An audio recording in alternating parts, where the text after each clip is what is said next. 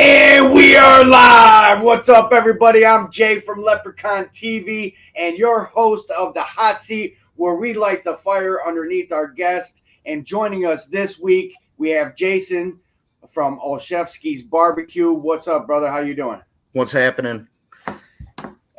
So, for those that don't know you, he is local to me, and we got tons of people already in the seats waiting for us. With that, go ahead and give these guys a little bit about yourself, a little bit of background, how you got started in the barbecue, whatnot, stuff like that. Well, I think I've always cooked continuously and probably been doing barbecue for 25, 30 years.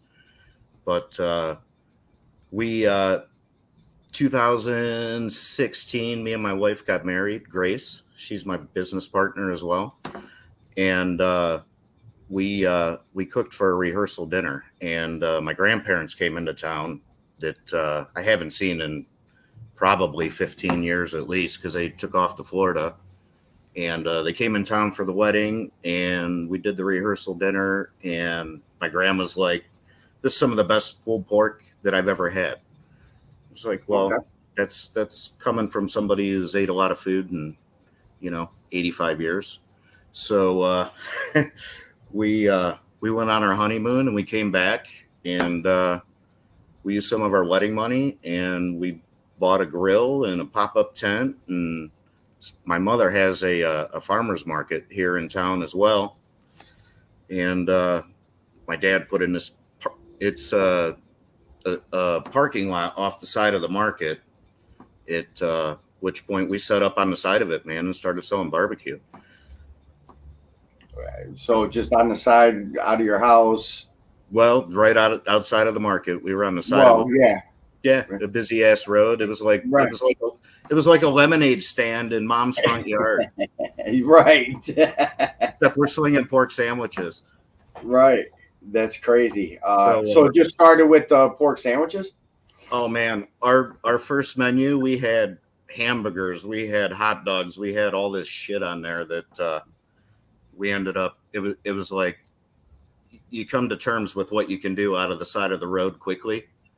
So it changed to strictly barbecue just about instantly. Okay.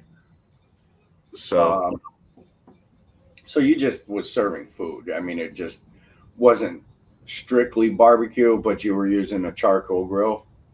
I was using a smoker at the time. It was a little, yeah, it was. Well, I had a Traeger here at the house, and I had a Oklahoma Joe Highlander, and then I ended up picking up a homemade stainless cabinet smoker, kind of like Brian has in the old truck, Herschel.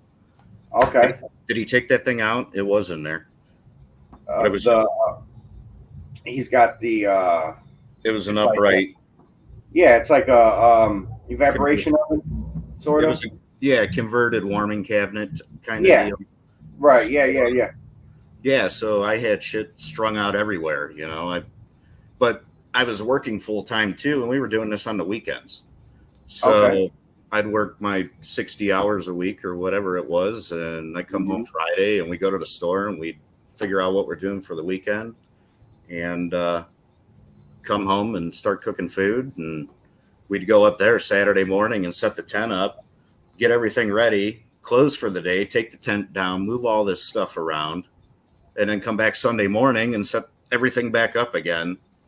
And we did that for a season. And I kind of decided this is like a pain in the ass. So scrolling through some ads, and I seen one of them. It's Old Hickory Structure. It's those prefab little barn playhouse deals that you see on the side of the road everywhere. She shed. Exactly. So we went and sat down with the guy and kind of designed this thing. And at the time, I didn't even tell my parents that we were doing this. So I placed the order for the shed. But at that point, I had other people up my ass. So like, you can come set up on the side of our parking lot. So one way or the other, I was selling barbecue. and we were going to do it out of the shed. So they built it to order, and I let my dad know, and the look came over his face of like complete terror. And he's like, "Don't you think you should have discussed this with me first?" I was like, "Well, if you don't want it here, I just got to give him a different address. I mean, it's I already bought it." So he's like, "Well, let me think about this." So we go a whole week with no answer, and me and my wife are looking at each other. It's like, oh man, what are we gonna do? And he finally, he caved on it, and he's like, okay. He's like, you can have it dropped off, but I kind of want it over here, and this is how I want it. And there was some stipulations, but we got it there. Right. And we get this thing dropped off, and it's sitting like 2 feet off the ground. And I'm like, fuck, I got to build steps. Nobody's even going to be able to get up on this thing. So that was the first thing we did, was we built some steps. And right out of the gate, I'm like flying under the radar. We don't have any food license or nothing. And we're doing this on the weekends. So the health department, like, they don't work on weekends. Right. So we go out, we spend a ton of money on food. We're doing our same setup that we would. This thing's rough frame metal stud or wood studs inside. We had extension cords ran everywhere. And we go to open up the first Saturday morning, and this car is sitting in the parking lot waiting. Well, as soon as we put the open sign up, this guy gets out of his car, and it's the head of Portage County Health Department. So he comes over. I thought they don't work on the weekends, man. Well, that's how it started. Was he was pissed because he had to come in on Saturday to even find us. And after talking with him, he's like, you guys can't sell food. He's like, gives me the whole list of what we need to have a mobile unit and this, that, and the other. Right. So he's like, I can't tell you to stop, but if I got to come back, there's going to be, you're going to have issues. So I'm like, all right, well, I threw a big fit. There was mustard up one side of the wall and down the other. Yeah, right. But, at that point, it's like you're sitting on all this food, and what the hell are you going to do? So we look over at the cooler of pop. We're like, okay, $8 pops, and you get a free sandwich. So we were selling pops for like $7 or $8, and you got a sandwich with the pop, because you can sell prepackaged goods without a food service license. Ah. So we got through that weekend, and I had we're working into August at this point, end of July, August, and the season only goes to like Halloween. So I got the whole checklist from the health department, and my background was restaurant service work. I travel around, and we worked for Outback Steakhouse and Carrabba's and Bonefish and about every McDonald's in 3 states. Anything that went wrong there, we went and fixed it, whether it was electrical or plumbing or install a new piece of equipment, whatever. So that was kind of my background for quite some time. So the whole time that I'm running around the state fixing other people's restaurants, I'm stockpiling stuff in my garage. Like, here's a 3-bay sink that we took out because they turned this building into a Dollar General, and it was a restaurant. They don't need it anymore. Right. It was either throw it in a dumpster or haul it home. Well, it's a stainless steel sink. I'm going to use that someday. Yeah, right. Well, that thing sat on the side of my garage for like 4 years, and my wife looks at me. She's like, "Can we throw it away? There's literally frogs swimming around in it." I'm going to use that one day. It's a temporary pond right now. That's right. It's just holding. It's a holding tank. Right. I don't know what I'm going to do with this sink, but I'm not going to throw it out. And by the time it was said and done, I ran down the health department's list. I built basically a Class A commercial kitchen out of that shed. And the only thing I think I went to the store and bought was like 7 sheets of drywall. So, and we did that in about 2 weeks, 2.5 weeks. I had it done. So the health inspector comes back, and he's like, he walks in and his eyes just get huge, because this thing's really not a commercial kitchen, but it's really not a mobile unit either. So now the question is, how do we license it? Right. So we come to terms with it's basically a mobile, and I have to vacate everything out of the barn every 30 days to basically say it moved. Whether I took my equipment and went and did an offsite gig and came back, you count that as, well, the unit moved. Okay, it's mobile. Right. Because technically a mobile can't sit in one spot for too long. So, we got through it, and we got it opened up, and we slang a ton of barbecue, man. And at that point, I was still working full time and working out of the shed on the weekends.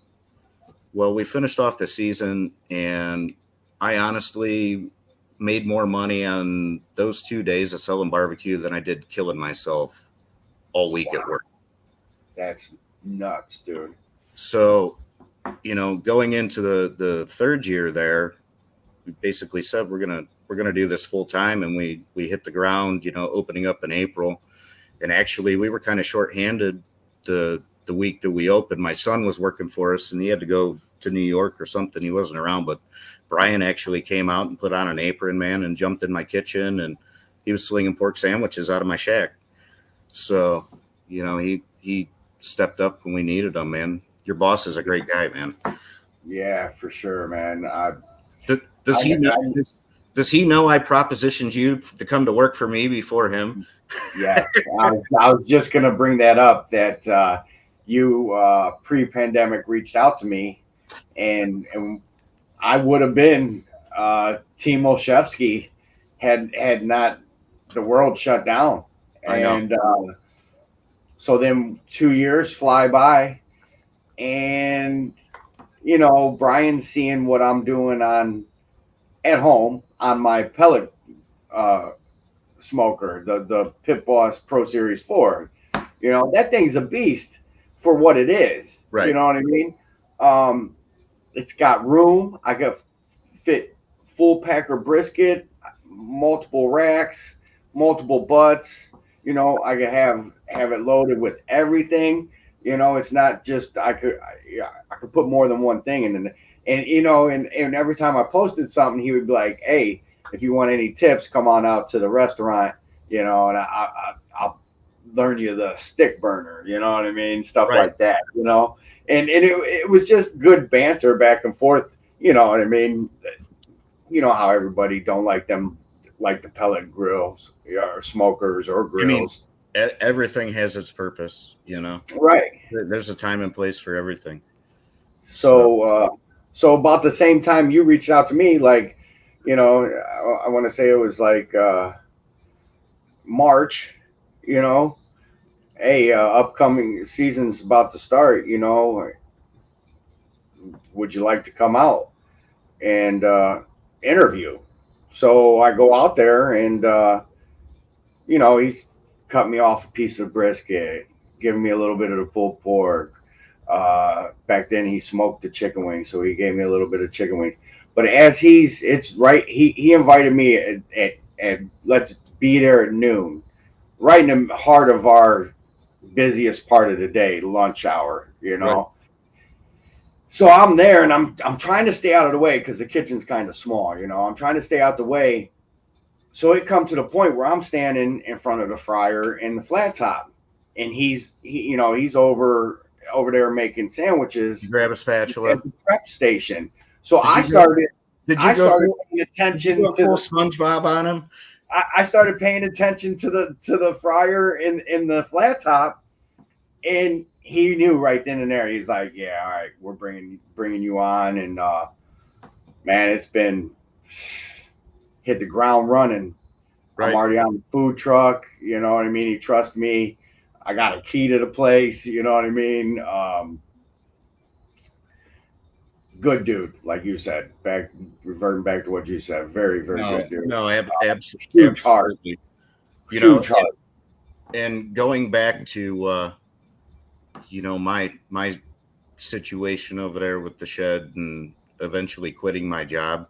That year that I quit my job, we were nominated to Cleveland.com's Best Barbecue, who is Plain Dealer, and actually Cleveland.com basically was the digital portion of Plain Dealer. Now Right. it's even hard to get a plain dealer. I mean, they are the plain dealer. Right. So Right. we won That was 2018, correct? 2018, and we were nominated for that. And it's like, okay, like all the names on there were huge. I mean, it was every barbecue place that's been in business around us, and Michael Simon's place was on there, and everybody else, and all the barbecue staples that have been here for freaking 60 years were on that list. So for us to Right. even make the top 40 was kind of amazing. And we finished out that top 40, and I believe we were within the top. Were we in the top 10 there? We finished out the top 40 within the top 10, and they cut 20 restaurants. This voting went on for like freaking almost 3 months.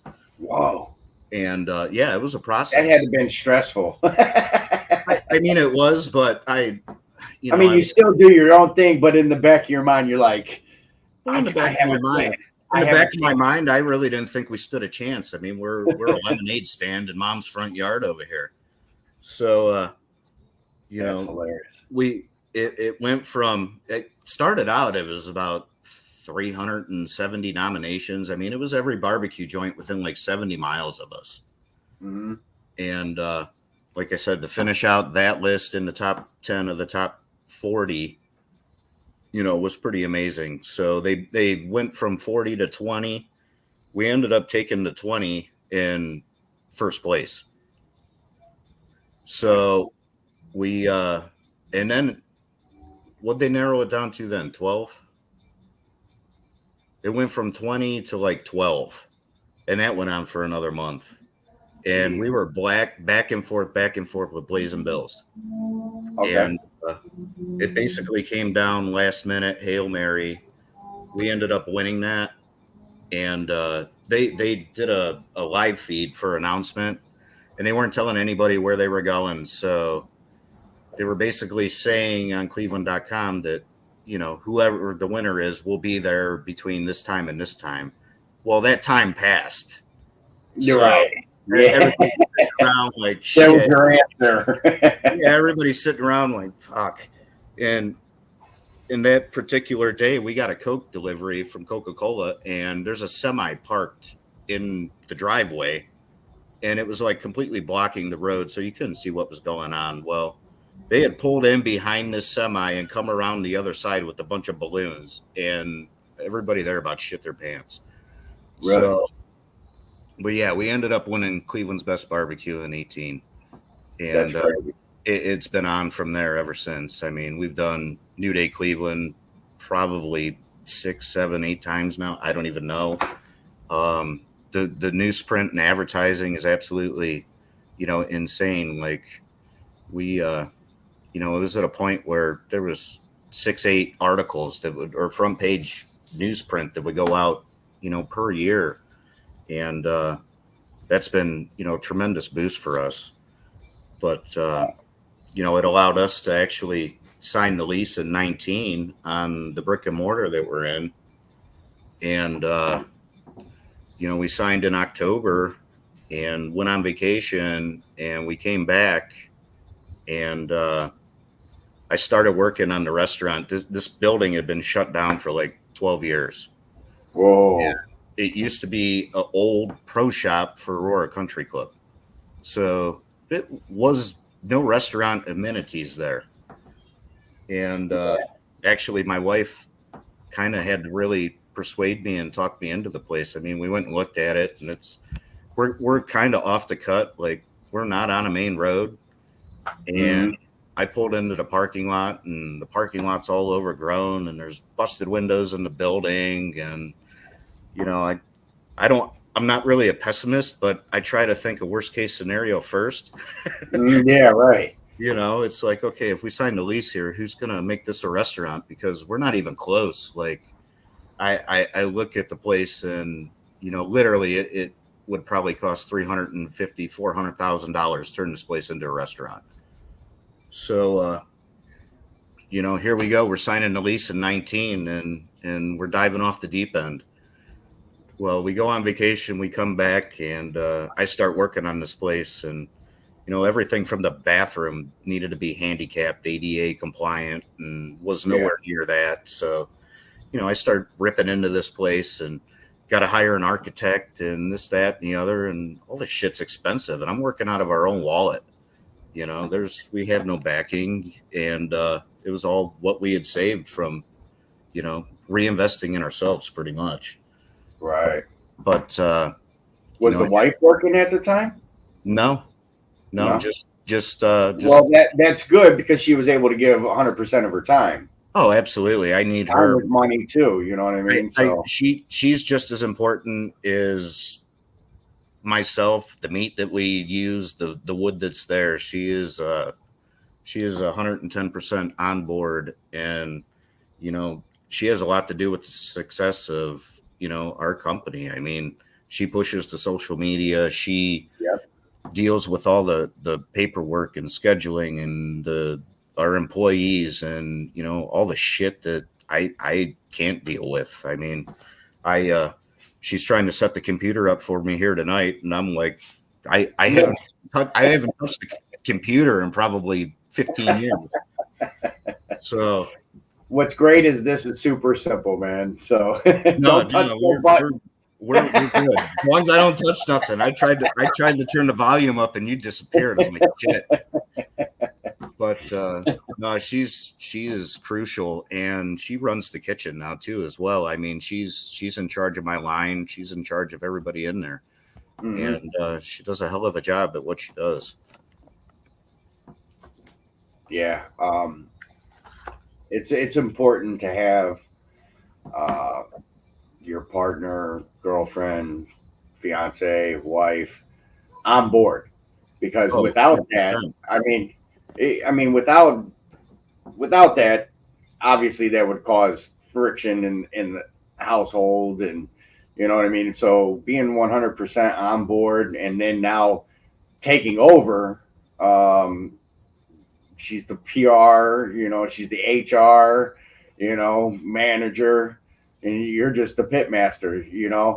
Well, yeah. I mean, some days that's what I feel like. I come in and I cook. It's like she really has the reins, and she does a hell of a job. So I know. As long as you pay yourself, you're good. Right. She got sick, back in, what are we in now? September? I don't even know, man. We've been all over the freaking country, and we're cooking in New York. We're cooking in Chicago. We've been to Memphis. It's been a hell of a ride. But back in August, she was under the weather there for a minute, and I had the whole place plus cooking, and it was a load. Were you able to handle it? Yeah, we got through it, but man, it wasn't easy. I mean, I definitely missed her. Right. And hey, now you probably pay attention to a little more of what she does and appreciate it. And now, you know what I mean? It's like, all right. I don't know. He's the boss. You know what I mean? I mean, yeah, she's 100%, man. I don't know. It was a big undertaking without her. That's for sure. Yeah. So my brother here, David Fogg from Froggy's Kitchen, donated $20, Nice. and Thanks, he likes to ask the question: what is your favorite thing to cook, and what is your least favorite thing to cook? Favorite thing to cook. I like the off the cuff stuff, like these specials and stuff that we've been running. It kind of breaks things up a little bit. I've got my daily routine. Like my day is so timed out. Like in the morning, if I miss 30, 45 seconds of an hour, I'm like under the gun and feeling behind. So, least favorite thing to cook is probably ribs. Really? Yeah. They need attention, and I'm in 100 different directions in the morning. So, I get them done. As much as I see ribs on that damn smoker, I would figure that would be your easiest and I mean, it is, but that's one of the things that require attention. You know, I can't just throw 400 pounds of ribs in there and not open the door for 4 hours. You know, I'm yeah, you constantly, do have to pay. You're right. You're right. you know, You and can't the just pit, let it go. well, yeah, They're not as forgiving as like no, pork butt. no, and I load that thing up and I'll look and I'm doing math in my head. I'm like, man, if something goes awry, I'm out like $1.50. Right. Right. So Yeah. in that pit, you know, it's so freaking big and it runs really hot on one side. So I just, Right. you know, we went from I've been in contact with Old Hickory, and hopefully we can get something automated in here soon. But Yeah. that pit it eats 3 wheelbarrows of wood a day. I mean, I'll literally throw 3 logs in it every 45 minutes. So Yeah. I mean, yeah. You're blowing through the what is it exactly? Is that a homemade no, fabricated that is oh, that is the Hogzilla, and Hogzilla? Hogzilla, and it's from Smoker Pros out of Georgia.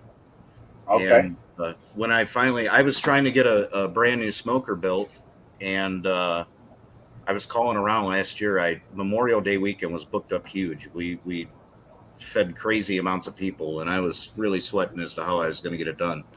So, Mhm. you know, a month prior, I get a bug up my ass. I'm like, I'm going to buy a new smoker, and start calling around and trying to get something built. Everybody was like 17 to 23 weeks out. You weren't Yes. getting shit. So I find this smoker on an auction site, and it's kind of what I want, and it's big and burly and brand new. And I call, and the ad was actually a promo for "We can build you this smoker." So I end up getting basically nothing out of it except talking to this guy that's telling me that I'm 23 weeks out and there's 17 customers in front of me. And I'm like, fuck, that ain't gonna work. So he calls me back and he's like, hey, I have this unit. It was a demo pit. He's like, basically, we sent it out to restaurants while they were waiting on theirs to get built. Okay. I'm like, So all it right. had some use to it. It was broke in. Yeah, it was broken. And they had just been through it. They put new axles on it, had new tires on it. They went through the whole inside. You know, it was cleaned up and in really good shape. So he sent me over what it was, and I looked at the pictures. I'm like, all right, I'll take it. You know, what do you want to ship this thing from Georgia up here? And I'll call you back. And he calls me back the next day, and he gives me a quote. And I'm like, all right, that's cool. He's like, well, we're going to put it on another trailer. And we're going to trailer it up to you because, you know, we don't want anything to happen to it on the road, whatever. I'm like, all right, that's fine. So they go to ship this thing, and it's when they didn't have any fuel down there. Yeah. Okay. So yeah, 21, beginning of 21, fuel shortage. All those states were shut down. There was no diesel. Yeah. And meanwhile, my smoker's sitting on a gooseneck trailer in Georgia somewhere, and they have no fuel to get it here. So Is that when you purchased the Jeep to go pick it up? no, no, that Jeep gets like 11 miles to a gallon. That thing's a tractor. Yeah. It'd take you 2 days to get back from Georgia. You know, top speed of 62 on the freeway. Oof. Them big ass tires. Yeah. Yeah. They didn't help with the gas mileage either. It used to get like 13, and it probably gets like 11.5 now. But that's Grace's ride. She loves You're it. right. I'm a Ford guy. I'm sure there's Right haters on. out there on the Ford, but Hey, my favorite muscle car is a Mustang. I hear it all the time, dude. So right. Nah, something about Ford trucks, you know. That yeah, and my father would disown me if I came home with anything else. my dad's the opposite, Chevy. So Chevy. Chevys. yeah. Well, you know, It is what it is, man. At the end of the day, they they all run. How about that? As long as They it all run. runs. They all run. But That yeah, back to the smoker.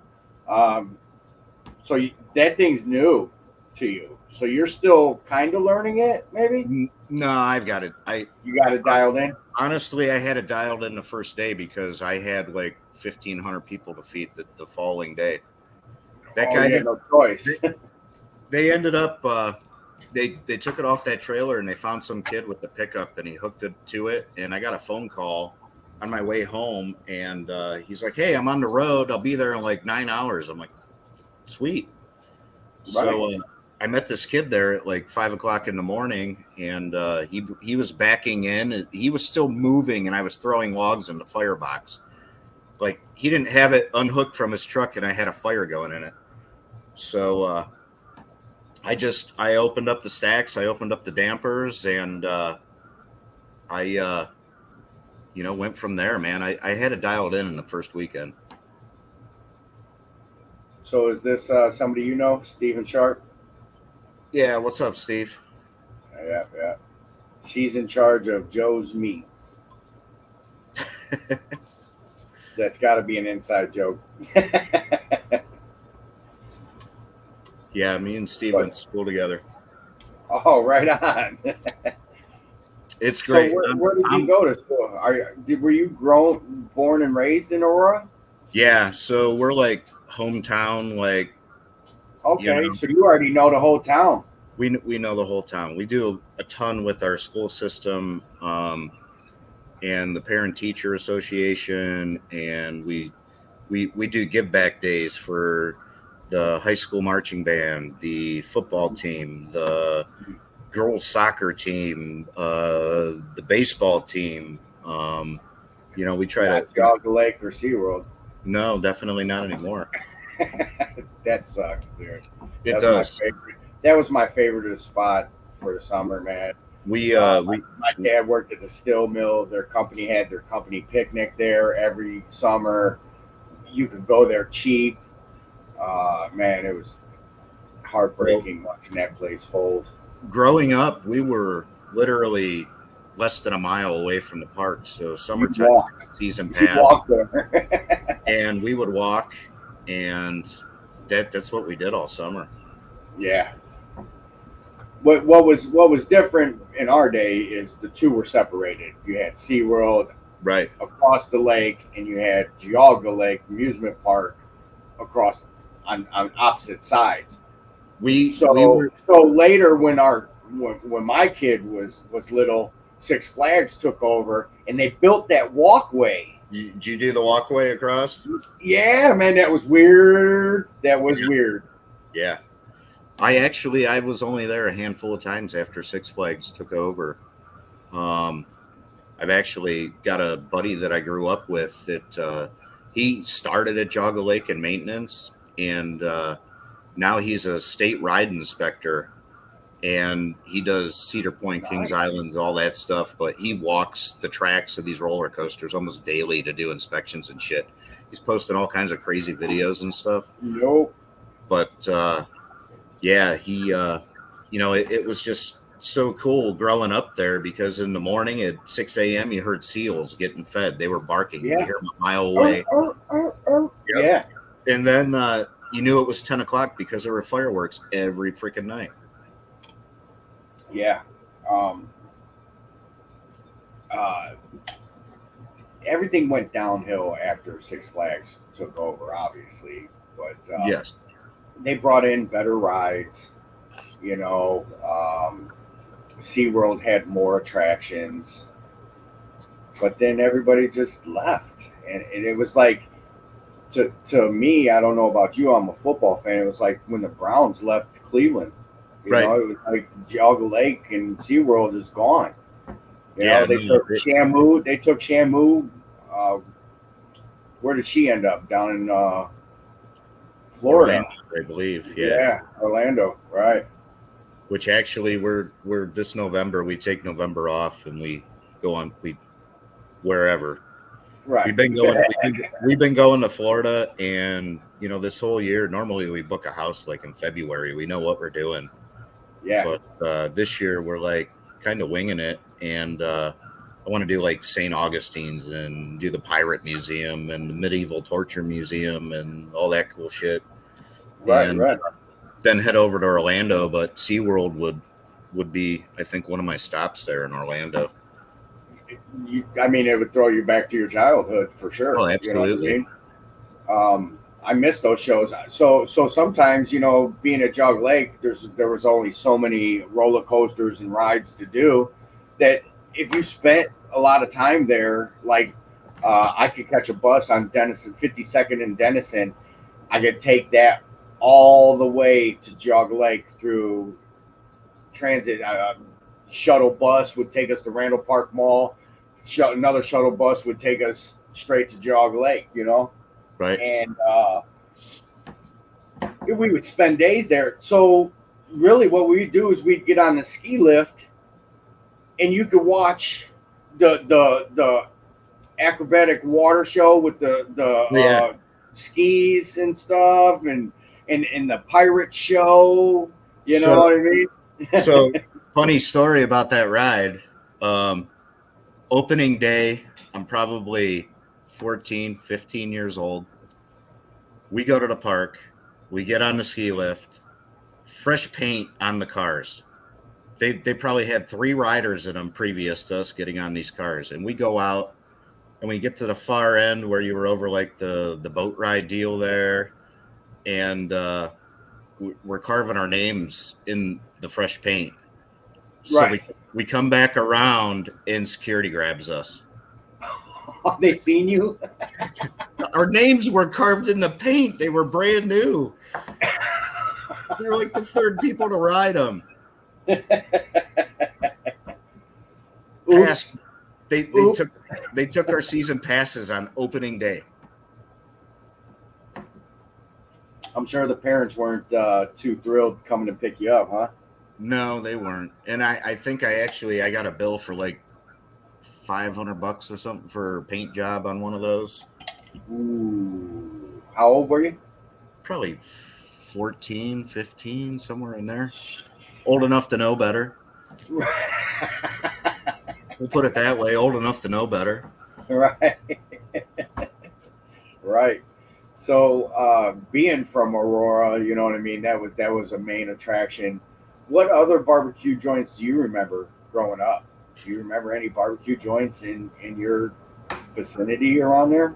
I mean, actually, growing up, there was a little rib spot over across from Miles Farmers Market on Miles Road, and it was Mm. Mimi's Ribs. And we would go there, and them people had the best ribs around. The place ain't there anymore, but that was, I always looked forward to going there for, we do family dinners and stuff there. Right. Um, Right.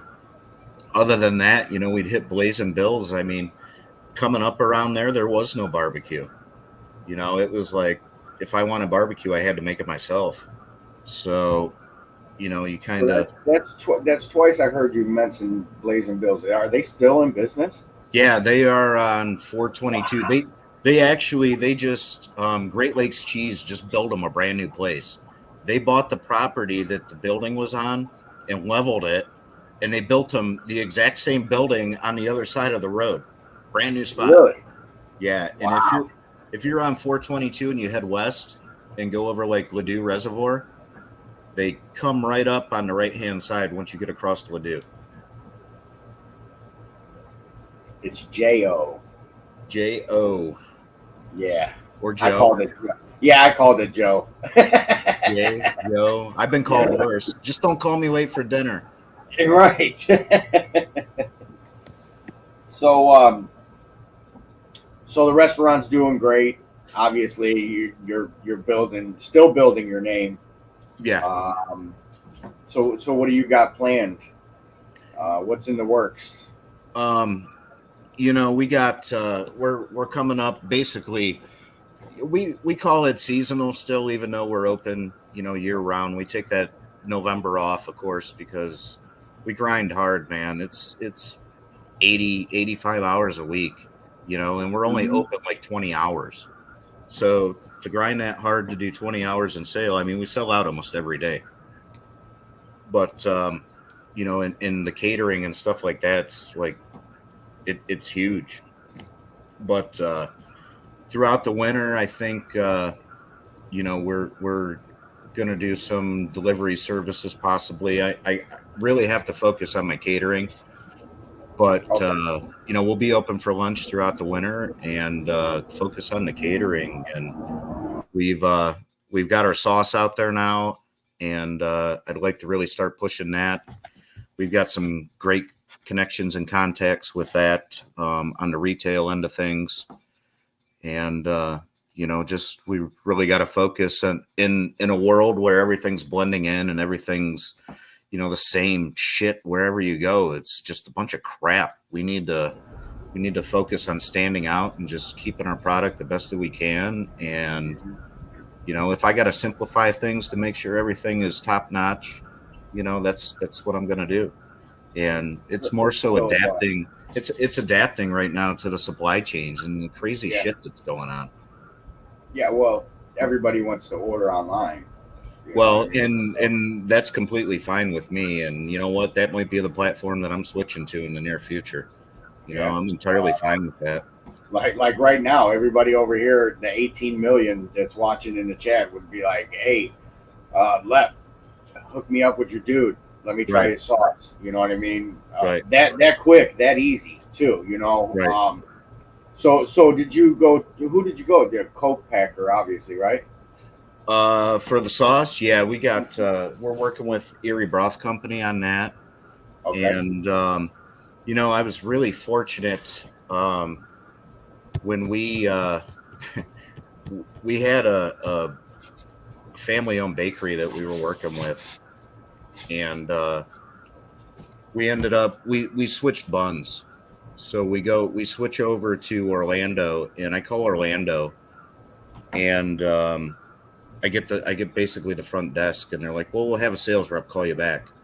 I'm like, "Okay." So it wasn't 15 minutes. I get a phone call back, and the guy on the other end is like busting my balls, like right out of the gate, like, "What's this? I hear you need 24 hours for a slab of ribs. What's with the pre-order shit?" And I'm like, "What the hell is going on?" I was like, "Yeah, this is about buns." Yeah, what is going on? And come to find out, it's Chef Jim Cox from Mr. Hero. Oh, really?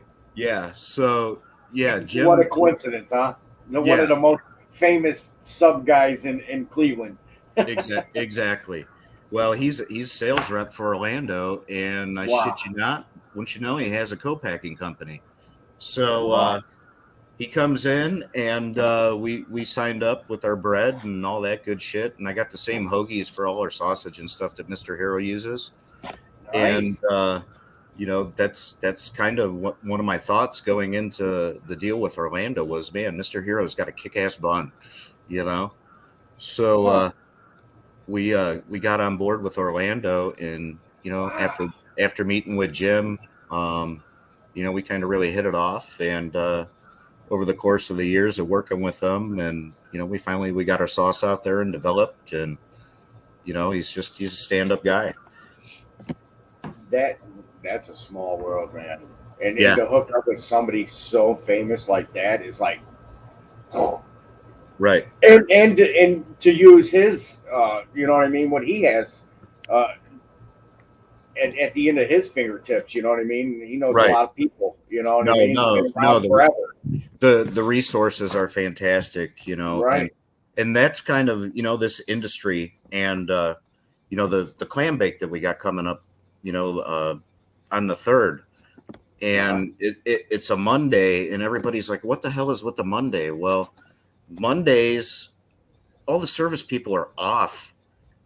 Just about anybody that works in any decent restaurant has Monday off, and those people bust their ass all week and through the weekend, and they don't ever get to do anything. Right. So coming up with an industry night with the Cleveland Clam Bake, for service workers and my friends in the industry and stuff like that, and a chance for everybody to come together, and it's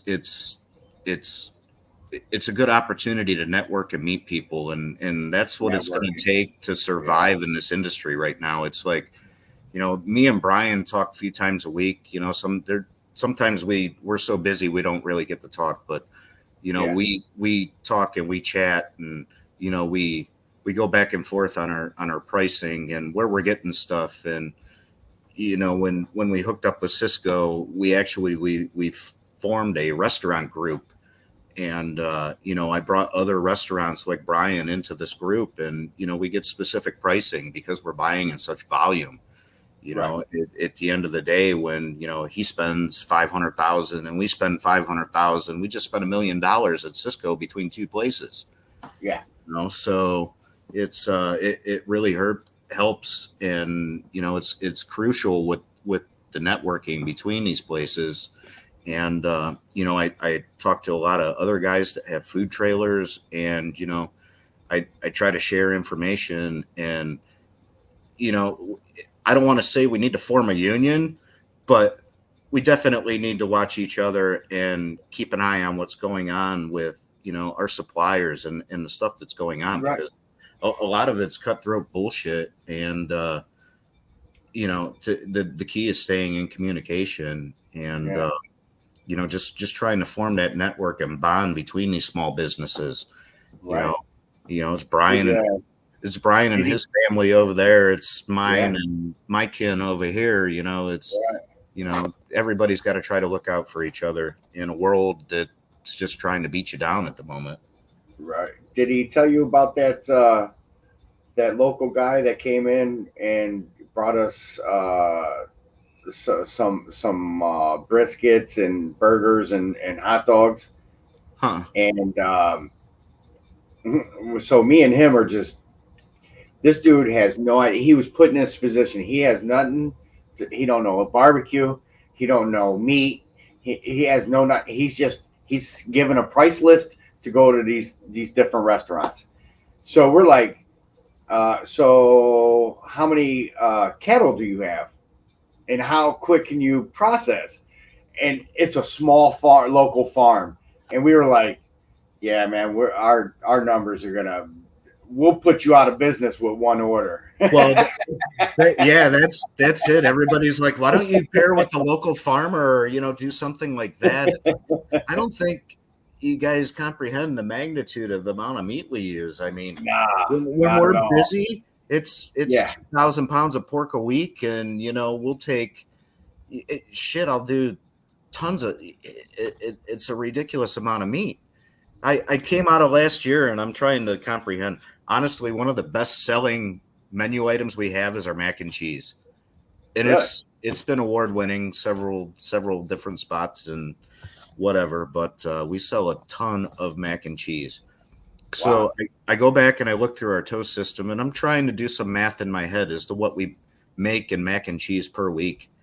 And at the end of last season, you could have filled a tractor trailer semi full of macaroni and cheese with the amount that we made.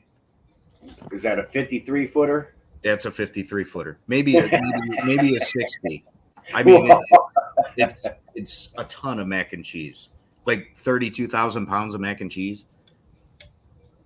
Wow, that's crazy, man. That's good though. I mean, that's good that you could dial that number in too, though. You know what I mean? Like, wait a minute. All Right. right, now you're looking at a profit margin just on macro. People are using the meats. What's my Well, profit on brisket? You know what I mean? Ribs, uh, pork butts, stuff like that. Chicken. Never do I hear a side dish pulling that calculation. You know? well, that's just it. And some of these we do that smart local mac and cheese throwdown in Cleveland, which they'll bring in 20, 30 different best restaurants in Cleveland, and throw them all in public hall, and everybody gets to make the best mac and cheese they can make. And they have a people's choice, and then a judge's choice, and they break it down into two categories. There's a classic mac, which is basically straight up mac and cheese, and then you have a modern mac, which most of the places go for, and that's topped with all kinds of, you name it, they'll put it on mac and cheese. We've had entries that we've done that's been a pulled pork mac. We've done a glazed pork belly mac. This past year, we had third place in modern mac was a brisket chili mac that we did, and we've it's crazy. I don't know. I hate macaroni and cheese. that's one I'm of those. not a fan. I'm not a fan myself, man. I am not a fan. I'm not a fan. I grew up with it, the box bullshit, and it ruined me for life. I don't care. Freaking one of the best chefs, Michelin star, could make it, and I'd still be like, yeah, I'll find something wrong with it. It's still macaroni and cheese. Right. But you know what? Everybody loves it. The kids love it. It is what it is. My dude Colin says you got to put the bacon in there. I see that. I see that. Yeah. Which is, you know what I mean? There's so many different variations to do anything, any kind of cooking. You know what I mean? Exactly. For a side dish to bring them numbers is that's astonishing. Do you bring in any heritage into your cooking? I mean, is there things that you do specifically that you think is cultural? Not on an Irish side, no. No, because I do more Polska cooking than I do my Irish. Right. I'm Irish. Mrs. Lepp is Polish, and I'm over here cooking pierogies, cabbage and noodles. That's sauerkraut. You know what I mean?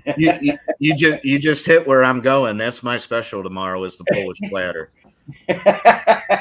So we do a sausage and pierogi and cabbage and noodle box, and got my mouth watering.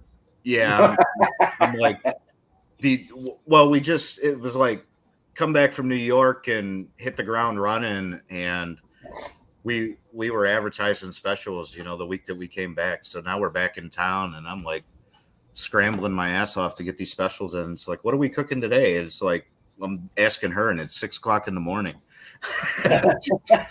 So we Wednesday we did a smoked green pepper and stuffed pepper. Yeah, that was today. Today we busted. Oh no, you did the meatloaf today. Yeah, we busted out the meatloaf today, and so I got something right here, right now. Give people a little taste of what you got going on over here at OL'Chefskis BBQ in Aurora, Ohio. So there we go. We'll get that out the way. So here's his Facebook page, guys. So go give it a like and a follow. Now, nice. What is the likes and the follows? Are those separate? Are they combined? No, they are. Well, they are merging. Yeah, right. So really, altogether, you got it would be 7,000 altogether, right? I mean, 12,000 altogether. 5.8 likes, 6.2 followers, right? Something like that. I don't know. I'm not specific to how that goes on, but yeah. So if I brought my better half in here, she could tell you. Right. So here was your smoked stuffed peppers the other day. Yes, sir. Yes, looks delicious. And today you did the what'd you call it? I know you called it something. That is the Memphis mud loaf, and Memphis mud loaf. I honestly, meatloaf falls into a category like mac and cheese, and it may be partially because had to eat it when I was a kid, but I've always called it barf loaf. Yeah, and to kind of separate that from the barf loaf, we went with Memphis mud loaf, which is actually a pork mafia rub that I use. Right on. And that goes in there, and then we use some of Phil's steak and burger on top of that. Okay. So it's I'll eat that. I won't eat Right. meat, but I'll eat that mud loaf. You don't eat meat? No, I eat meat. I eat Okay. I eat plenty of meat. You had me worried there. No, no, no. I do like a good salad. I'll have to admit, I come home after a long day and I want a salad. Right. But I just seen 40 pigs go through the smoker, so Right. Yeah, you got some good photos over here. So, guys, go give them a follow. Oh, speaking of, there's your modern Mac. that was yeah, that's pork and pork and mac, I believe. Uh, The left I was one, gonna say the left is brisket, yeah, the right left is is like brisket. pulled pork. This is them, guys. This is the That is us. that is the brains behind the operation That's it. That's with my beautiful wife, Grace. Jason here. and you guys can see a lot of sold out signs because that's what happens on a daily. How was it being on New Day Cleveland? New Day Cleveland is awesome, and Yeah, it's the first time we did it, we were over there at the shed, and David came out and brought his camera guy and a producer, and that's Ace Hardware. We got our sauce there in Aurora. nice, That's a family-owned business as well. That's Jason, the owner. right on. Got a lot of Jasons there. Hey, I There's a love whole that lot of name. there was a whole I lot of I love that name, and it's about coming up on Halloween time. So, oh, yeah, here's the wifey and her crew. that was one of the Jeep invasions. Right, Jeep Invasions. That wasn't them, but No, or we was that you? That ain't you guys, right? no, that was one group that came out for Topless Day or something this year. Go Topless. Okay. But last year we did a Look at Jeep that, event. guys. That is our Ooh, brisket Philly, which I had to actually pull that back, and we're gonna do a special on it. But that thing took over my whole kitchen like real oh quick. yeah, for sure. We like within one day we used a week's worth of hoagie buns, and I'm like, Wow. yeah, we gotta figure something out. Yeah. So there's tons to look at over here. Um, barbecue for days. There's Josh Uh, Cribbs. yeah, I was gonna say you local local favorite here, Josh Cribbs from the Cleveland Browns, now retired, has his own show. Him and his wife. Yeah, man, this is awesome. Uh, like you said, networking. It That's what is. it boils It's down to. You know what I mean? it's all Uh, about that, and keeping it real between people, man. It's like there's so mhm. much cutthroat shit going on, and if me and Brian can network, and me and Ron over up the road from you guys there can network, and it Mhm. kind of, I don't want to say keeps things in check, but at least you know that you're not bending over and taking it dry from your supplier, or it's and it keeps things even between, like, even our pricing. I mean, we go back and forth on our pricing, so we know where we're at. Are we pricing ourselves out of business? Are we covering our margins? It's Right. that shit's key right now, because every little percent barbecue, you are not going to get rich doing barbecue. No. Well, you'll never be able to pay for your own time putting into it. Well, no, that That's and why I said when I get my truck, I am not doing barbecue. I'm not getting up the day before prepping and doing all that and smoking for hours to put it on a truck and then go serve. no, You know what I this is mean? commitment, man. This is you got to love what you do to do barbecue, because you can't come in halfway and think No, that you're going to get it. not And at I've all. actually, I've kind of I've been able to talk with some guys that are like up and coming and stuff, and I've actually had friends that got into the game, but before they did so, they came and they told me, they're like, hey man, this is something that I want to do, and I just quit my job. And what do you think? You know, I don't want you finding out from somebody else that I'm going to set up around the corner and start selling barbecue. And it's like, you know what? Right. More power to you guys. If you can make it work and you can put out a good product and that stuff, I'll give you all the guidance you want, you know, in the process. Sure. But, you know, you really got to love what you do to go out there and do what we do. You know, and sure. You know, it's crazy to travel around and meet other people in this industry and just see how everything works. I mean, within the past, you know, week, we were at a barbecue spot in Philly. We were in New Jersey. We were in freaking Brooklyn. You know, we're bouncing around. We're seeing what's going on. And, you know, that's kind of the thing. We almost went the direction in November. We were going to do a barbecue road trip, me and my wife, rather than going and taking it easy on a beach somewhere. We were going to head out of here and go hit like 7 states. And we got people around the country now that we can stop in their spot and, you know, they'll take us back in the kitchen. They'll show us what's going on. And, you know, it's just amazing. Barbecue is family. I mean, if you're in and you're hardcore, you're in. Yeah. Yeah, for sure. That's one thing with barbecue is it brings everybody together. It does. Everybody has their own techniques. Everybody has their own ways of doing it. It absolutely does. But at the end of the day, you all come together. We share recipes. We share our sources. We share the love, the passion. You know what I mean? So that goes a long way. You know, I just know barbecue's not my thing. So I might use Brian or something, you know, like, hey, make me a brisket to make some brisket tacos. I'm a taco guy. Well, I had the character redneck skin. I'm a redneck. I love Mexican. You know what I mean? So well, I think that's the plan for the 3rd. I'm gonna put briskets on Sunday, and I'll have them off and ready to go for some lunch tacos, man. And you can work your magic with them. All right. Okay. And it just so happens my mom's farmer's market, daily produce, is a mile up the road from my shop. Sweet.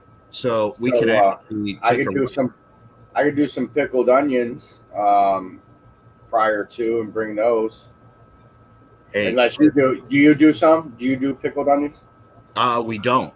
Actually, we don't. That's one thing that Brian allowed me to change up. He was putting his pico on the brisket, so change it up with the pickled onion. Well, that's fantastic. You know what? We make everything in house, and it's daily. And I literally run.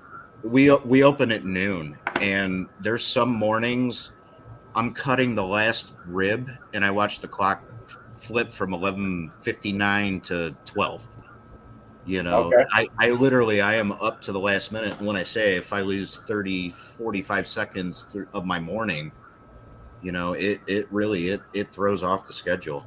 And it's kind of like creature of habit type thing. I know what time I got to get there. I know what I got to do, and I know how long everything takes.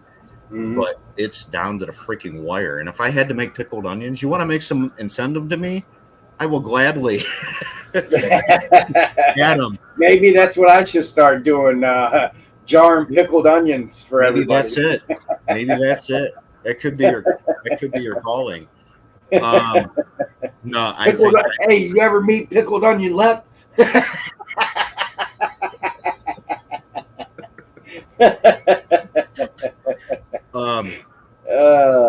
Hey, fantastic. No, hey, I don't. I wouldn't shy away from it. I'd grasp it and run with it. You know what I mean?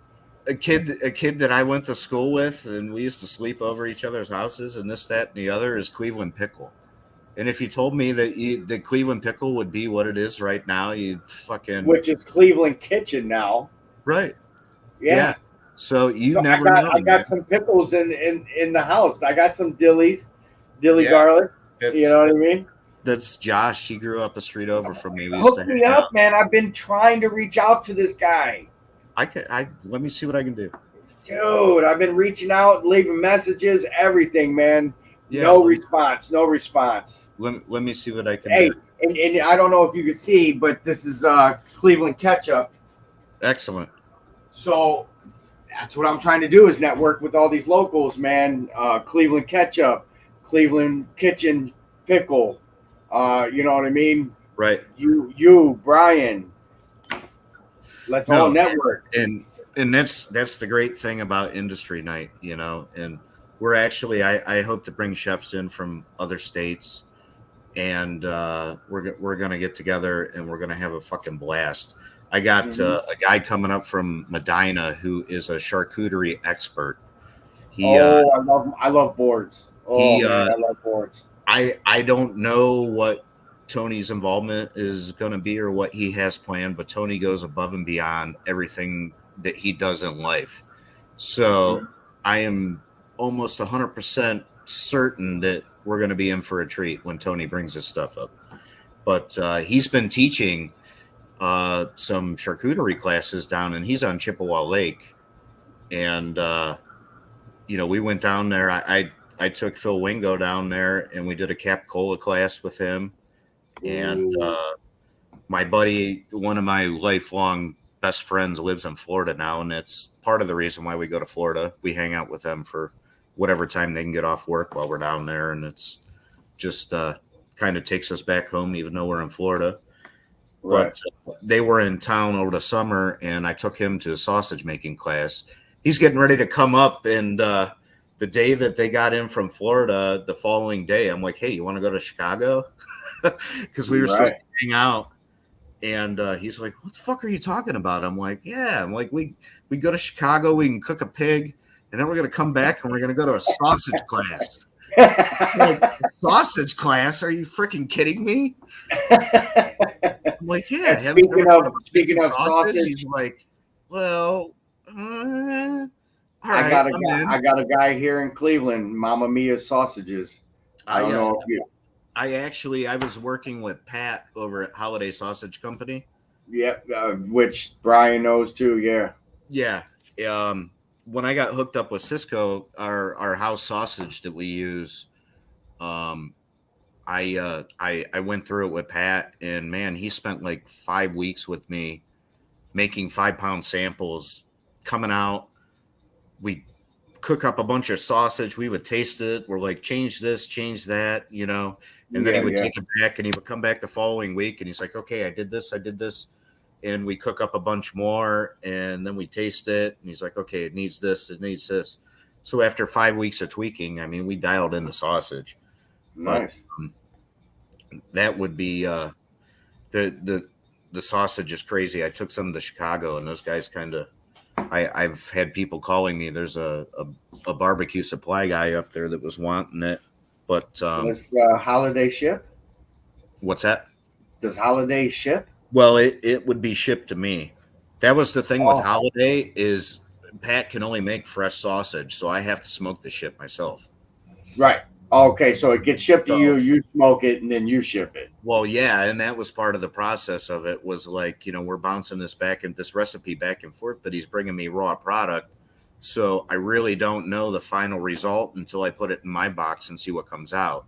Mm-hmm. So sausage is it's difficult, man. It's an art. Yeah, yeah, it is an art for sure. I see what he does behind the scenes, man. And it's No, nuts. it's crazy. Yeah. I would like to start trying some.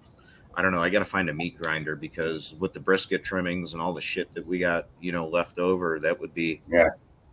the price of brisket Right. right now. If you can't utilize every portion of it, it's not really Mhm. profitable. Right on. I keep it on the menu because we're a barbecue spot and people like brisket. Outside, Yeah. it's not profitable. That shit. Well, I mean, you got to be precise on the ounces that you sell, and it's just, yeah, Well, it's yeah. nuts. And you get it this big, and it shrinks down to this big. Well, that's just it. Whatever that thing weighs before I put a knife to it or put it in a box, I guarantee I'm losing damn near 50%. Oh, So, you lose 25 of it just trimming it. well, that's just it. And I try to stick with better cuts of meat. Therefore, by the time I'm done, I got hopefully more for my money, but Right. brisket's not profitable. No, not big time profitable unless you do a bunch of chopped. You do chopped sandwiches. You know what I mean? Chop a whole brisket. Well, yeah, and then you're I don't Yeah, know. yeah. It's not. It's one of those. It goes back to the basic that barbecue is not profitable. You know, Right. Hmm. at this point in time, if you are maintaining and the bills are paid, you're doing good. Right on. You know, Yeah. I honestly was hoping for, after trying to build the restaurant through COVID and shut down and all that shit, I was 2 months into the build when they shut everything down. And I called Brian and I'm like, dude, what the hell? I'm like, I'm in the middle of a restaurant build and the world's shutting down. He's like, we're essential, dude. I'll drop my food trailer off, start selling food again. I'm like, Yeah. all right. Yeah. So that guy brought his food trailer out, dumped it in my parking lot, let us put my sign up over the side of it. Yeah. And we were selling pre-sold food, family packs throughout the week. We offer a different special every week. It was pre-order only. And it was all sold before I even cooked it. Wow. So that's what we did through the pandemic. And, we made it through and we kept money coming in while we were going freaking broke trying to build a restaurant in the middle of a shutdown. Right. And, it finally got to a point where like, okay, either we got to keep cooking food or we got to get this place finished because I'm the only one cooking and I was the builder. I mean, I personally built everything in our restaurant except they wouldn't let me hook up the hood suppression. But I hung the hood, I did the rooftops, all the gas lines, all the plumbing, all the drains, all the water lines. My kitchen had no water, no drains. Now I got 7 sinks. That's the condition that we were in. So from the ground up, and then the city held us to the standards of this is a new restaurant. And once again, it's me and my mama over here, and we're working out of our own bankroll. It was scary shit. Yeah, for sure. But I mean, we got through it, and we'll be going into our 3rd year in this building, and we're almost ready to re-sign our lease again. It's crazy how time flies. Right, and that's awesome, and continued success to you guys. Well, the funny part was me and Brian are talking, and it's like we'll never do a brick and mortar, this, that, or the other. Well, within like 2 months, we both signed leases. Yep. He opened. He signed another lease, so he's got 2 leases. He's a freaking wild man. Yeah, Jesus. It's been balls to the wall ever since we opened Illyria. He told me what he was doing before he did it, and I'm like, dude, you're nuts. Yeah. All right, man. Appreciate you coming on the show. Hey, no problem. Can't wait to really meet you, hug you, hang out with you, break bread with you. Hell yeah. But we're running on 45 minutes. I like to keep it short and sweet, so the rewatch is there. You know what I mean? But we could probably talk for hours. Oh, I'm sure. I'm sure. I dropped the link for those that want to come and hang out for the after party. We usually hang out for a little bit afterwards, and we're able to loosen up a little bit and chit chat. I got my one buddy in the basement already. My buddy Scott. He's at actually Bristol, Tennessee right now.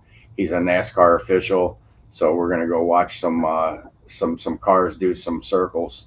But to everybody else over there in the chat, I love you guys. Thanks for hanging out with us. And if you're in the Cleveland area, please check out OL'Chefskis BBQ in Aurora, Ohio. Follow them on all social medias.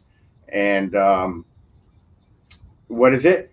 15 Trails End is our 15 address. Trails End, Aurora, Ohio. And on the thumbnail, I actually put that picture on there because it has all the info on it, cool. Which is awesome.